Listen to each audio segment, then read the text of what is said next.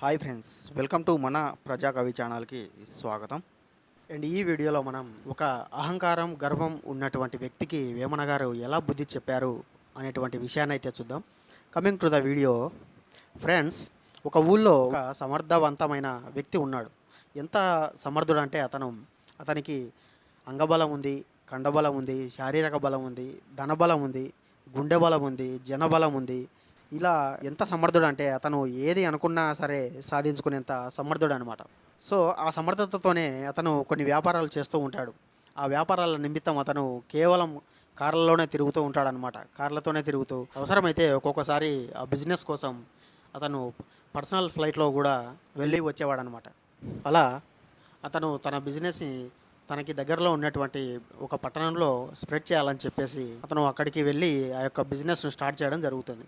అయితే అక్కడికి వెళ్ళిన తర్వాత ఆ పట్టణంలో కొన్ని విధి విధానాలు అనేటివి ఉంటాయి. ప్రతి ఊరికి కానీ లేదంటే ఒక పట్టణానికి కానీ అక్కడి కట్టుబాట్లు లేదంటే కొన్ని విధి విధానాలకు మనం లోబడి నడుచుకోవాల్సి వస్తుంది. కానీ ఇతను ఏం చేస్తాడంటే అక్కడికి వెళ్ళిన తర్వాత తన బిజినెస్ స్ప్రెడ్ చేయడంలో అసలు ఎక్కడ తగ్గకుండా తనకున్నటువంటి ధనబలాన్ని గుండె బలాన్ని అంతటిని ఉపయోగించుకొని అక్కడ ఉన్నటువంటి పరిస్థితులకు లోబడి ఉండకుండా తనకున్నటువంటి అహంకారంతో గర్వంతో నేనేంటి వీళ్ళ యొక్క రూల్స్కు ఒదిగిపోయేది, వీళ్ళ యొక్క రూల్స్కు నేనెందుకు తలొంచాలి, నేను ఏదనుకున్నా సాధించుకోగలను, నాకు ఏది కావాలన్నా నా దగ్గర ఉంది, నాకున్న సామర్థ్యంతో నేను ఏదైనా దక్కించుకోగలను, ఇక్కడ వీళ్ళు చెప్పే రూల్స్కు నేను బెండ్ అవ్వడం ఏంటి అనేటువంటి ఒక అహంకారంతో గర్వంతో అతను విర్రవీగుతూ ఉంటాడనమాట.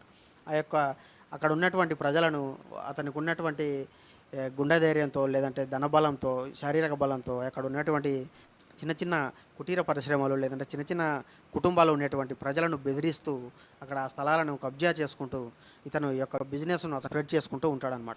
ఇలా తనకున్న అహంకారంతో గర్వంతో విర్రవీగడం వల్ల కొన్నాళ్ళకి అతని బిజినెస్ అక్కడ దెబ్బ తినడంతో పూర్తిగా లాస్లోకి వెళ్ళిపోవడం జరుగుతుంది.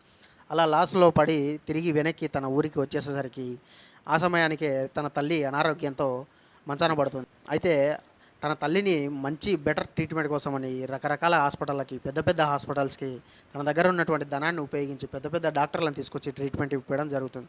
అయితే తన తల్లికి ఉన్నటువంటి జబ్బును వైద్యులు చూసి మ్యాక్సిమం మా చేతుల్లో అయితే లేదు, మేమేం చేయలేమండి, దీనికి మా దగ్గర మందు కూడా లేదని చెప్పేసి చెప్తారనమాట. అలా అతను తన దగ్గర ఉన్నటువంటి పలుకుబడిని లేదంటే తన దగ్గర ఉన్నటువంటి ధనాన్ని ఎంత ఉపయోగించినా సరే అతని యొక్క తల్లికి నయం కాకపోవడంతో అతని యొక్క తల్లి దీనస్థితి చూసి ఏం చేయాలో అర్థం కాక ఇక ఆయుర్వేదాన్ని మించినటువంటి వైద్యం ఏముంటుంది అని చెప్పేసి ఒక్కసారి అతను ఒక ఆయుర్వేద డాక్టర్ దగ్గరికి వెళ్ళడం జరుగుతుంది. అయితే అతను ఈ యొక్క మీ తల్లికి వచ్చినటువంటి జబ్బుకు మా దగ్గర కూడా ప్రజెంట్ మందు లేదు, బట్ కాకపోతే మీ ఊరికి తూర్పు దిక్కున ఉన్నటువంటి 30 కిలోమీటర్ల దూరంలో ఉన్నటువంటి ఒక ఆ అడవిలో ఒక మూలిక దొరుకుతుంది, అయితే ఆ మూలిక తెచ్చినట్టయితే మేము మీ యొక్క తల్లిని బతికేయడానికి ఛాన్స్ ఉందని చెప్తాడనమాట. అయితే ఆ యొక్క మూలిక తేవడం అంత సులభమైన పని కాదు, చాలా కష్టతరంతో కూడుకున్న పని అని చెప్పి ఆ డాక్టర్ చెప్తాడు. ఆ డాక్టర్ చెప్పిందంతా విని అతడు తనకున్న అహంకారంతో కోపంతో గర్వంతో ఏం ఈ మందు మీ దగ్గర లేదా అని చెప్పి అడుగుతాడనమాట. అడిగితే బాబు, నీ తల్లికి వచ్చినటువంటి జబ్బు ఇంతవరకు ఏ వ్యక్తికి రాలేదు, అటువంటి జబ్బు నీ తల్లికి వచ్చింది, సో ఎప్పుడు ఆ జబ్బు ఎదురుపడనందుకు ఆ యొక్క మందు మా దగ్గర లేదని చెప్పి ఆ వైద్యుడు అతనితో చెప్తాడనమాట. సరే, ఆ మూలిక ఎక్కడున్నా సరే ఎలాగైనా సరే నాకున్న సామర్థ్యంతో నాకున్నటువంటి ధనబలంతో ఎలాగైనా ఆ మూలికను నేను తెచ్చిస్తానని చెప్పి చెప్తాడనమాట. అలా మూలిక కోసం బయలుదేరినటువంటి వ్యక్తి కారులో ఒక 10 మందిని తీసుకొని అడవిలోకి వెళ్ళడం జరుగుతుంది. అలా అడవిలోకి ఒక 5-6 కిలోమీటర్లు వెళ్ళిన తర్వాత ఇక కారు వెళ్ళడానికి మార్గం లేక కారు అక్కడ ఆపడం జరుగుతుంది. కారు ఆపిన తర్వాత కారు డ్రైవర్, సార్ ఇక్కడి నుండి కారు అడవిలోకి వెళ్ళడం చాలా కష్టం సార్, కారు వెళ్ళడానికి తగిన మార్గం లేదని చెప్పి అతనితో చెప్తాడనమాట. అయితే ఇప్పుడు ఏం చేయాలంటే ఏం చేయలేం సార్, ఇక్కడ నుండి కేవలం నడిచి మాత్రమే వెళ్ళడానికి పాసిబుల్ అవుతుందని చెప్పి చెప్తాడు. దానికి అతనికి ఉన్న అహంకారంతో నేను నడవడం ఏంటి, ఇన్ని రోజులు కారులో తిరిగినట్టు నేను ఈ అడవిలో నడవాలా అది అని చెప్పి అహంకారంతో మాట్లాడతాడన్నమాట.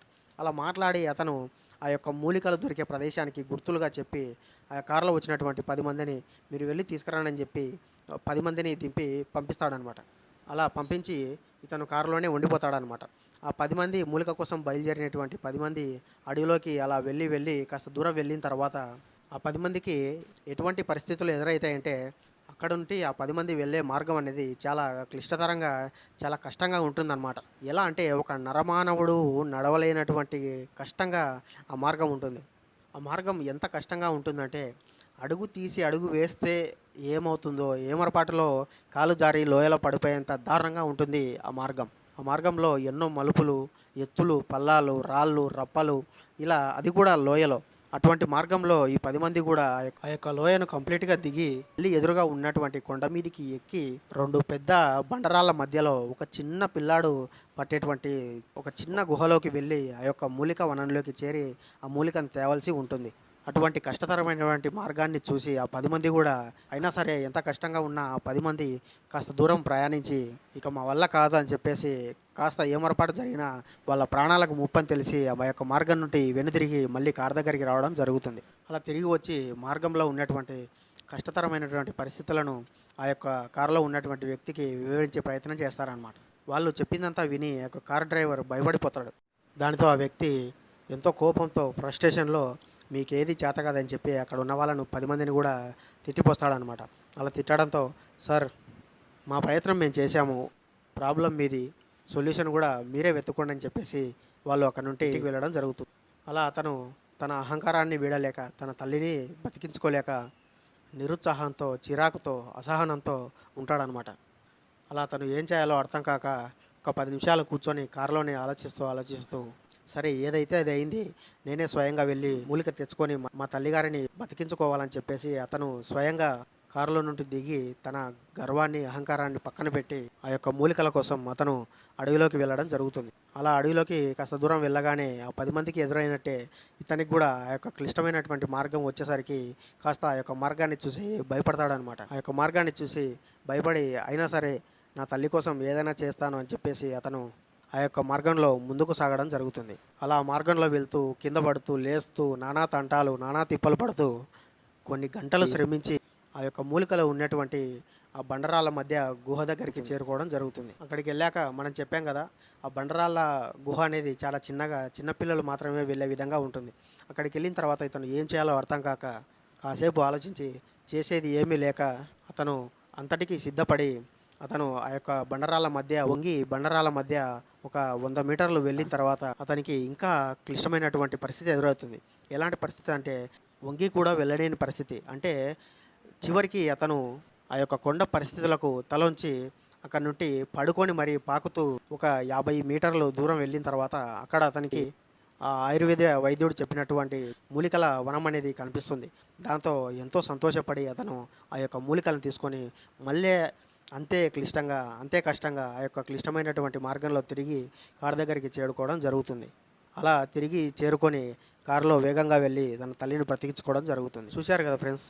మనకెంత పలుకుబడి ఉన్నా, ఎంత ధనబలం ఉన్నా, ఎంత గుండె బలం ఉన్నా, ఎంత సామర్థ్యం ఉన్నా ఒక్కొక్కసారి మనం వెళ్ళినటువంటి పరిస్థితులకు తల వంచి ఉండవలసిన పరిస్థితులు వస్తూ ఉంటాయి. సో, ఈ యొక్క పరిస్థితులను వివరిస్తూ వేమన గారు వందల ఏళ్ల క్రితమే మనకు ఒక పద్యం ద్వారా చాలా చక్కగా వివరించడం జరిగింది.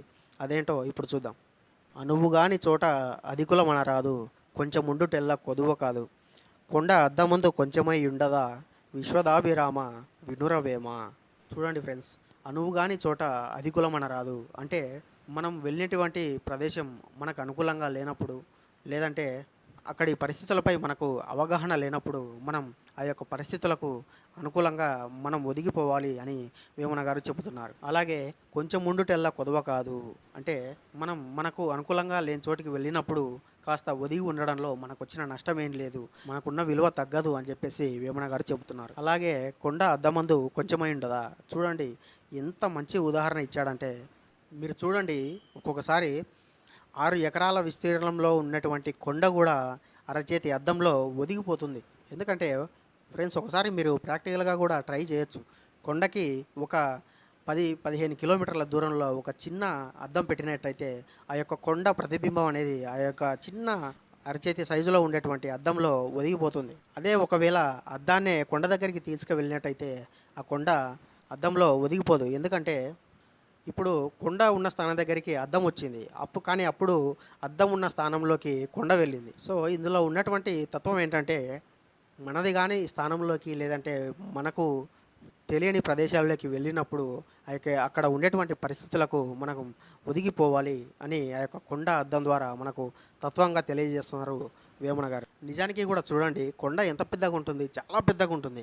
కానీ చిన్న అద్దంలో ఆ యొక్క ప్రతిబింబం అనేది ఒదిగిపోతుంది. చూడండి, వేమన గారు ఇందులో ఈ పద్యం ద్వారా మనకి ఎంత తత్వబోధ చేశారంటే, కొండ అద్దం ముందు కొంచెమై ఉండదా అంటే, కొండ అద్దం ఉన్నటువంటి ప్రదేశానికి వెళ్ళేసరికి అద్దంలో ప్రతిబింబమై ఒదిగిపోతుంది. కానీ అదే అద్దము కొండ దగ్గరికి వచ్చేసరికి అద్దానికి ఒదిగిపోకుండా నేనున్న స్థానానికి నువ్వు వచ్చావు అన్నట్టుగా మాట్లాడుతుంది. చూడండి, ఆ కన్వర్జేషన్ ఎలా ఇచ్చాడో అద్దానికి కొండకి మధ్య. కొండ ఉండి అద్దంతో అంటుంది, నేను నీ దగ్గరికి వచ్చినప్పుడు నీ దగ్గర ఒదిగిపోయాను కదా, అలాగే నువ్వు నా దగ్గరికి వచ్చినప్పుడు అణిగిమణిగి ఉండు అని చెప్పేసి కొండ అద్దం ద్వారా మనకు తెలియజేస్తున్నారు వేమన గారు. ఫ్రెండ్స్, విన్నారు కదా, మన సమాజంలో కూడా చాలామంది మనకు డబ్బు ఉందనో, లేదంటే పలుకుబడి ఉందనో, గుండె బలం ఉందనో, కండబలం ఉందనో, వాళ్ళకు ఉన్నటువంటి సామర్థ్యంతో ఎదుటి వ్యక్తులను లేదంటే కొంతమంది ప్రజలను ఇబ్బంది పెడుతూ ఉంటారు. అది కూడా వాళ్ళది కానీ ప్రదేశానికి వెళ్ళి పెత్తనం చెలాయిస్తూ ఉంటారు. అలాంటి వాళ్ళకి వేమన గారు తన పద్యంతో చక్కగా బుద్ధి చెప్పడం జరిగింది. సో నేను చెప్పిన కథలో కూడా చూడండి, అతని యొక్క అహంకారం, గర్వం అనేది ఏ స్థాయిలో ఉందో మీరు విన్నారు కదా. అటువంటి వాడిని, అంత సామర్థ్యం ఉన్నటువంటి వ్యక్తిని కూడా పరిస్థితులు లేదంటే ఆ యొక్క ప్రదేశాలు ఎలా కట్టడి చేశాయో చూశాం కదా. సో ఆ యొక్క కథను బట్టి మనం తెలుసుకోవాల్సింది ఏంటంటే, మనం మనకి ఎంత సామర్థ్యం ఉన్నా, మనకి ఎంత పలుకుబడి ఉన్నా, ఎంత గుండె బలం ఉన్నా, ఎంత ధనబలం ఉన్నప్పటికీ మనం వెళ్ళే ప్రదేశాన్ని బట్టి లేదంటే మనకున్న పరిస్థితులను బట్టి మనం ఖచ్చితంగా అక్కడున్న పరిస్థితులకు తల వంచి ఒదిగి పరిస్థితులకు కూడా విలువనిస్తూ ముందుకు సాగడం మంచిది.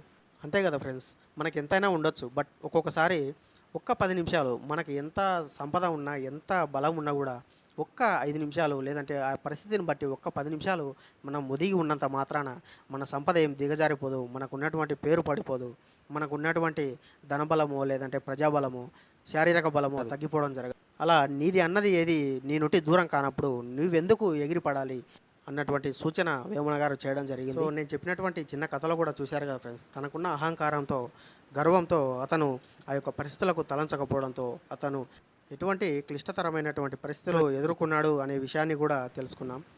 సో ఇది ఫ్రెండ్స్, వేమన గారు చెప్పినటువంటి పద్యం వల్ల కానీ, నేను చెప్పిన చిన్న కథ వల్ల కానీ మీరు ఎంతో కొంత తెలుసుకుంటారని చెప్పి ఆశిస్తున్నాను. సో మరో వీడియోలో మరో పద్యంతో మళ్ళీ కలుద్దాం. అంతవరకు సెలవు. Keep watching.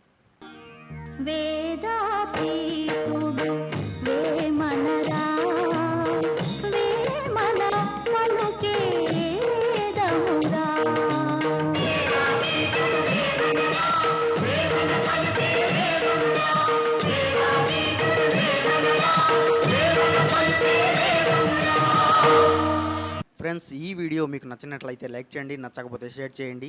ఈ ఛానల్ మీకు ఎంతో కొంత యూజ్ అవుతుందంటే మాత్రం సబ్స్క్రైబ్ చేసుకోండి. ఓపికతో విన్నందుకు ధన్యవాదాలు. వేమన గారి ఆశీస్సులు ఎల్లప్పుడూ మీపై ఉండాలని కోరుకుంటూ ఇట్లు మీ ప్రజాకవి.